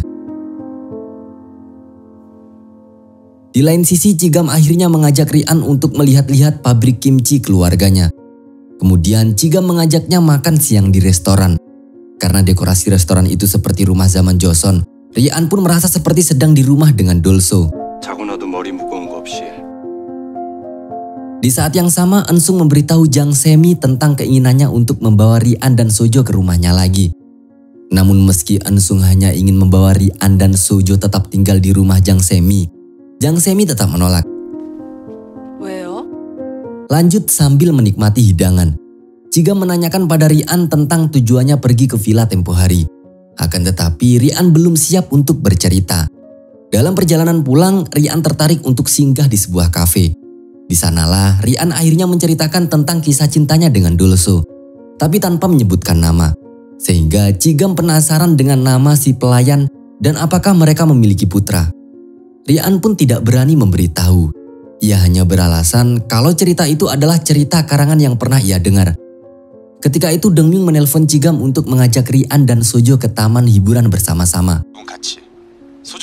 Singkat waktu mereka pun bertemu di sana. Cigam dan Dongmyung cosplay seperti rakyat kuno. Sedangkan Rian dan Sojo cosplay seperti rakyat modern.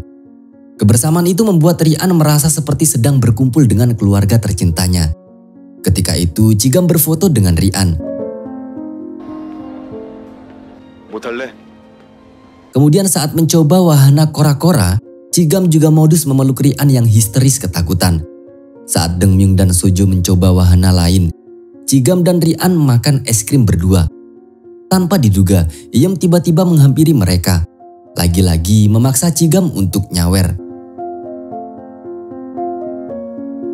Alhasil Iem pun melihat masa lalu Cigam sebagai Dolso dan mengetahui hubungannya dengan Rian.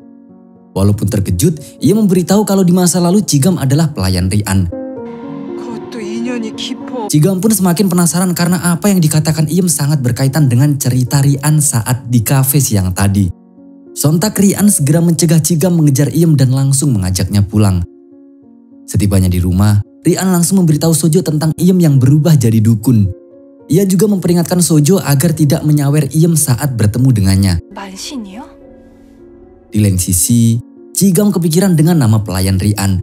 Sampai akhirnya, ia teringat saat Rian pertama kali melihat dirinya dengan menyebut Dolso. Keesokan harinya, Ansung mengundang Rian ke rumahnya. Tujuannya untuk meminta maaf kepada Rian dan membujuknya agar mau menjadi pembantu di rumahnya lagi. Namun Rian belum memberikan keputusan apapun.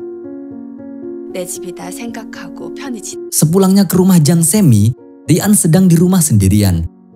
Ketika itu, Cijung tiba-tiba datang berkunjung. Ia terlihat sangat lelah dan curhat kepada Rian tentang kisah hidupnya. Selama ini, Cijung ternyata merasa kurang kasih sayang, entah dari keluarganya maupun dari orang lain yang ia kenal. Karena suasana sedang sepi, Cijung kemudian merayu Rian dengan menari dan menyanyi di depannya. Hal itu membuat Rian merasa was-was. Untungnya Cijung dapat telepon dari kantor dan segera pergi dari sana. Tak lama kemudian Cikang pulang. Secara tiba-tiba Cikang meminta Rian untuk pindah di rumah mendiang neneknya. Rian lantas berniat menerima tawaran Ensung untuk pindah ke rumahnya. Sebab ia merasa tidak enak hati jika harus tinggal di rumah warisan keluarga mereka. Hari itu juga Rian akhirnya pergi ke rumah Cigam lebih dulu. Sebab Sojo masih ada kegiatan dengan Dongmyung. Setibanya di sana, Rian langsung ditanyai oleh Cigam tentang kisah yang ia ceritakan dan kaitannya dengan ramalan Iem. Selain itu Cigam juga penasaran apakah pelayan yang dimaksud Rian adalah dirinya di masa lalu dengan nama Dolso. Karena Cigam sudah menyadari hal itu, mau tidak mau Rian pun akhirnya mengaku. Ia membenarkan kalau datang dari zaman dinasti Joseon melalui kolam di villa. Pengakuan Rian tersebut membuat Cigam semakin penasaran. Ia lantas meminta Rian untuk menceritakan semuanya secara detil. Akan tetapi Cigam tiba-tiba mendapat telepon kalau Nyonya Yi ingin mengumpulkan semua keluarganya malam itu juga. 경솔했습니다.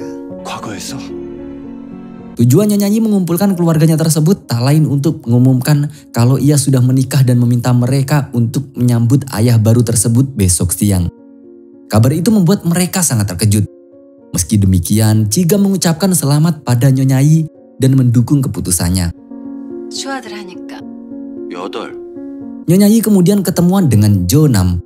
Awalnya Nyonya Yi hanya membicarakan tentang kekhawatirannya jika anak-anaknya tidak setuju saat mengetahui ayah baru mereka seumuran. Namun saat mendengar Jo-nam menceritakan kalau pekerjaannya adalah sutradara drama, Nyonya Yi langsung tercengang. Saat itulah keduanya mengetahui identitas asli masing-masing dan membuat Nyonya Yi semakin khawatir jika pernikahan mereka ditentang oleh anak-anaknya sendiri. Terlebih Jo-nam ternyata adalah adik kandung Jang Semi. Meski demikian, Jo-nam meyakinkan Nyonya Yi kalau ia akan mengurus masalah itu. Bagi Jonam, jatuh cinta adalah takdir yang tidak bisa mereka tolak, sehingga mereka harus menghadapi konsekuensi apapun yang telah mereka pilih. Dari situ Nyonya Yi merasa sedikit lega. Mereka kembali bersikap romantis, seakan-akan dunia menjadi milik berdua. Keesokan harinya, kita diperlihatkan sebentar pada Dengmyung yang berkunjung ke rumah Jigam. Ketika itu Dengmyung ingin sarapan bersama Rian dan Sojo. Dengan senang hati, mereka pun memasakkan hidangan spesial untuk Dengmyung. Momen itu membuat Rian dan Sojo sangat bahagia. 어떻게 이게 가능해요? Usai sarapan, Dengmyung mengajak Sojo olahraga berdua, mulai dari berenang hingga berkuda. Sojo pun teringat momen saat ia berkuda dengan Park Eun. 내가 초보자인 거 알아. Besoknya Jigam mengundang Iem ke rumah Nyonya Yi untuk meramalkan masa lalu keluarganya. Saat meramal Nyonya Yi, Iem pun memberitahu kalau di masa lalu Jigam adalah pelayannya yang ia habisi. 무슨 소리야? 감독님, Hari itu Jona memamerkan cincin pernikahannya pada Dengmyung. Tanpa mereka tahu kalau saat itu Dengmyung dan Jonam sudah menjadi cucu dan kakek. 내일은 내가 안 돼요. 언제 뵐 수 있어요, 그분? 어쩐 일이세요? Saat itulah Nyonya Yi memberitahukan bahwasanya Jonamlah tamu istimewa yang mereka tunggu-tunggu. Sontak mereka pun tercengang tak menyangka. Namun di saat yang lain diam tanpa kata, Jang Semi justru mengamuk pada Jonam. Sebab pernikahannya dengan Nyonya Yi merumitkan hubungan keluarga mereka. Secara perlahan, Nyonya Yi dan Jonam menjelaskan kepada mereka bahwasanya mereka baru mengetahui identitas asli masing-masing setelah resmi menikah. Selain itu, Jonam juga menegaskan bahwa pernikahan mereka terjadi atas dasar cinta, bukan dengan alasan lain. Dari situ, mereka pun tidak ada yang membantah keinginan Nyonya Yi dengan Jonam dan menerima Jonam sebagai ayah baru mereka. 아버지라고 부를 수 있어? 물처럼 서서히 정들어가는 경우도 있지만 Keesokan harinya, Jigam melanjutkan perbincangannya dengan Rian. Dan dari perbincangan itu, Jigam akhirnya mulai paham bahwa tingkatan kasta dari kehidupannya di masa lalu ternyata terbawa ke alam bawah sadarnya saat ini. Sehingga Jigam tahu bahwa keinginannya untuk memperlakukan Rian secara terhormat selama ini dikarenakan ia adalah pelayan Rian di kehidupan sebelumnya. 과거에선 나한테 Sayangnya saat hendak membahas tentang putra mereka, Nyonya Yi dan Jonam tiba-tiba datang ke sana. 이상하게 함부로 대할 수 없는 맘. 낳은 아들은요? Sore harinya, Ensung diam-diam mengajak Rian dan Sojo ke rumah sakit. Ia beralasan mereka harus mendapatkan perawatan kewanitaan untuk mencegah penyakit. Namun setelah itu, Ensung memeriksakan kesehatan rahim Rian tanpa sepengetahuan siapapun, termasuk Rian sendiri. Apakah yang sedang direncanakan Nona Ensung? Kita lanjut dulu.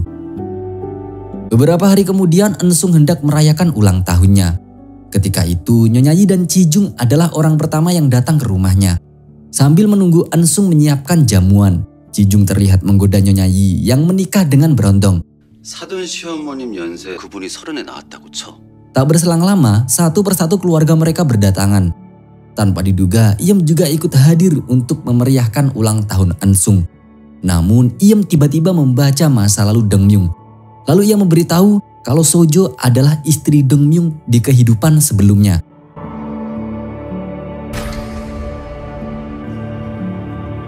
Merasa tertarik, Chijung lantas ikutan nyawer untuk dilihat masa lalunya juga.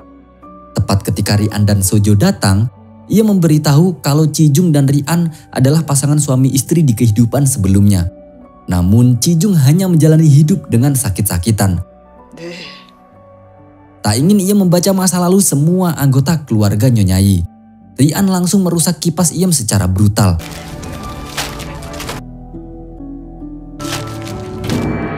Akan tetapi karena Iem sudah terlanjur menceritakan semuanya dengan sangat meyakinkan, Rian dan Sojo hanya bisa menangis terseduh-seduh. Saat Chijung ingat kalau Sojo pernah membenarkan kalau mereka berasal dari Joseon, Dengmyung juga ingat kalau Sojo pernah memanggilnya suami dan Rian juga memanggilnya Park Eun. Selain itu, Chijung juga ingat kalau ia pernah mendengar bisikan aneh tentang Rian yang menyebutnya suami. Padahal Rian tidak mengatakan apapun waktu itu. Namun mereka belum tahu tentang hubungan Rian dengan Jigam, sehingga semuanya hanya berasumsi kalau di kehidupan sebelumnya Dengmyung adalah putra Chijung. 앉으세요. 오게 됐어. Sambil menangis, Sojo kemudian menceritakan tentang meninggalnya Pak On yang membuatnya berdosa sepanjang waktu. Sampai akhirnya doa tersebut seakan dikabulkan oleh Tuhannya. Tapi mereka bukan diantar menyusul Pak On ke akhirat, melainkan diantar melintasi waktu ke zaman modern. Dari situ keluarga Nyonya Yi akhirnya memahami alasan Rian dan Sojo pura-pura hilang ingatan.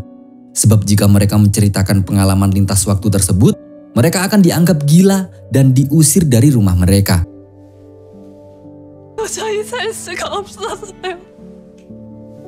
Selain itu, keluarga Nyonya Yi juga sadar kalau lokasi villa mereka dulunya adalah desa tempat tinggal Rian dan Sojo. Deskripsi sejarah yang diceritakan Rian dan Sojo juga masuk akal kalau keduanya hidup pada masa Raja Sunjo atau Raja ke-23 dinasti Joseon. Setelah memahami misteri tentang Rian dan Sojo, mereka pun akhirnya sadar bahwasanya beberapa di antara keluarga mereka memiliki ikatan takdir dengan Rian dan Sojo. Sehingga Chijung yang paling terobsesi pada Rian segera menyatakan kalau ia akan memenuhi takdirnya sebagai suami Rian. Dongmyung pun sepakat dengan Chijung dan mengaku ingin menikahi Sojo. Bahkan dengan pedenya, Chijung berasumsi kalau selama ini Rian enggan menatapnya karena di masa lalu Rian terlalu sayang padanya. Ketika itu Chigam tidak berani berpendapat. Namun hatinya diliputi gejolak karena juga ingin melanjutkan takdir masa lalunya dengan Rian. 결혼할까봐. Hari itu juga, Chijung langsung mengutarakan keinginannya untuk menikahi Rian di depan Chigam. Chijung juga berniat untuk memutuskan hubungannya dengan Womi secepat mungkin, sehingga bisa menggelar pernikahannya dengan Rian tanpa gangguan. Hal itu membuat Rian merasa dejavu. Ia tidak memberikan persetujuan ataupun penolakan. Namun setelah Chijung pergi, tangisannya menyiratkan ketidakinginan untuk menjadi istri Chijung lagi. Sehingga Chigam menenangkan Rian dengan memeluknya dan berjanji akan mencarikan solusi. 내가 해결해요. Di lain sisi, Chijung bercerita kepada Nyonya Yi tentang rencananya memutuskan hubungan dengan Womi.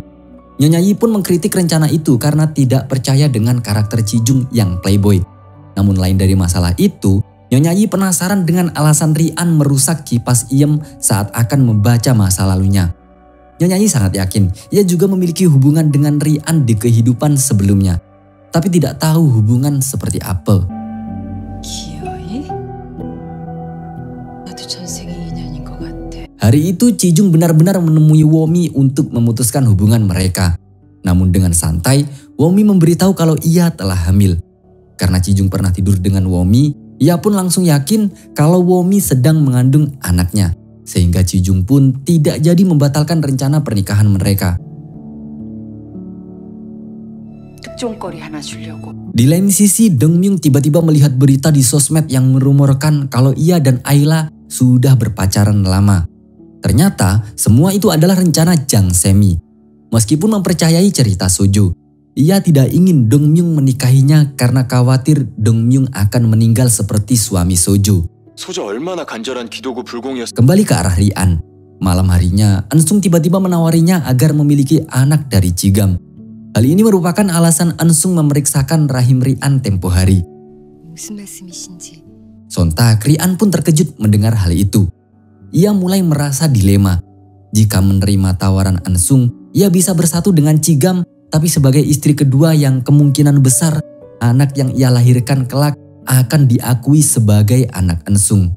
Seperti di kehidupan sebelumnya. Namun jika menolak, ia akan dinikahi Chijung dan khawatir takdir menyedihkan dari masa lalunya terulang kembali. 두리안도 우리 가족으로 받아. Keesokan harinya, Rian dan Sojo diberitahu guru privat mereka kalau lusa nanti akan terjadi fenomena gerhana matahari. Setelah mendengar kabar itu, Rian kemudian pergi ke villa sendirian pada hari akan terjadinya gerhana. 못 돌아갈 수도 있어. Ketika itu Chigam dikabari tukang kebun kalau Rian ada di villa, sehingga Chigam pun langsung menyusul Rian. 집에 좀 갔다 오려는데. Setibanya di sana, Chigam bertemu dengan Jonam. Ia datang ke sana untuk memeriksa lokasi kolam karena dalam drama Master Jung ada adegan yang berlatar di sebuah kolam. Tepat ketika gerhana bulan mulai terjadi, Rian tiba-tiba menceburkan diri ke kolam. Ia seakan memutuskan untuk kembali ke zaman Joseon demi menghindari pilihan sulit antara tawaran Ansung dan lamaran Chijung. 왜 들어가세요?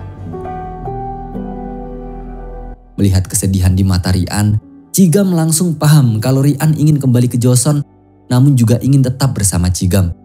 Di sisi lain kolam, kacamata gerhana milik Jonam tak sengaja jatuh ke air. Saking sayangnya karena kacamata itu pemberian Nyonya Yi, Jonam pun mencebur ke kolam untuk mengambilnya. Saat itu juga gerhana matahari terjadi secara sempurna. Lalu batu di dekat kolam menyala dan ketiganya menghilang begitu saja.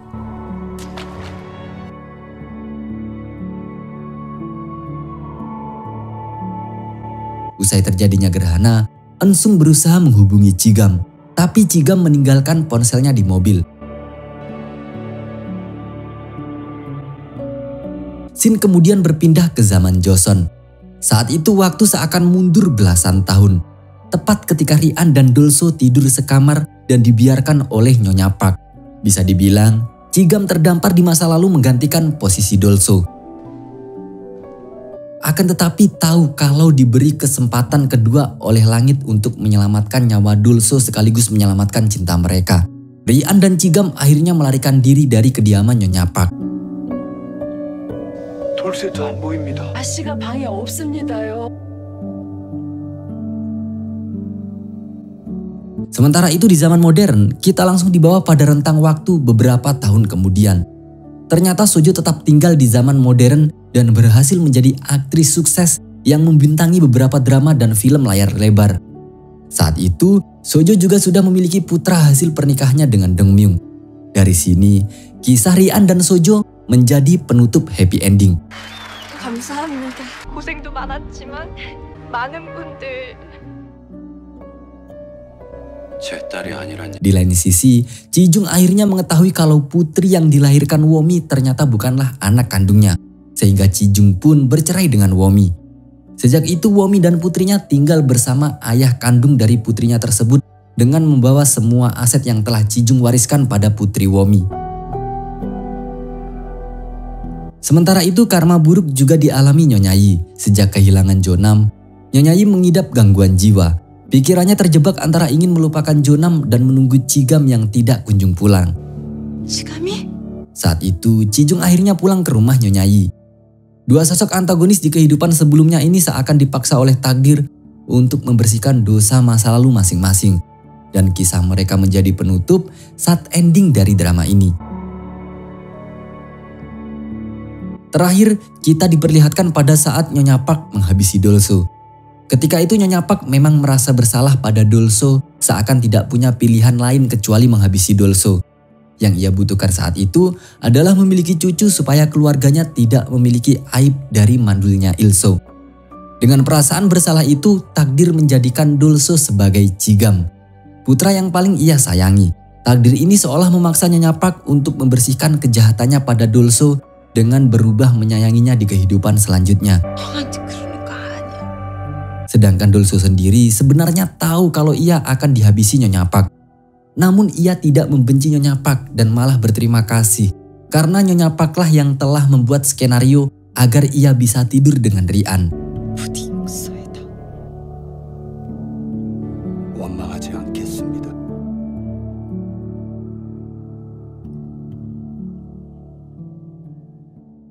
Setiap pilihan memiliki konsekuensi masa lalu serta masa depan yang saling terhubung dalam membentuk perjalanan hidup manusia. Oleh karena itu, penting bagi kita untuk bijak dalam melangkah, belajar dari pengalaman yang telah terjadi, serta berani menatap masa depan dengan penuh keyakinan bahwa setiap keputusan hari ini akan menentukan arah kehidupan esok hari. Pertemuan mengajarkan arti syukur, perpisahan mengajarkan arti rindu, dan di antara keduanya, kita belajar bahwa mencintai berarti menghargai sebelum segalanya berlalu. Honestly,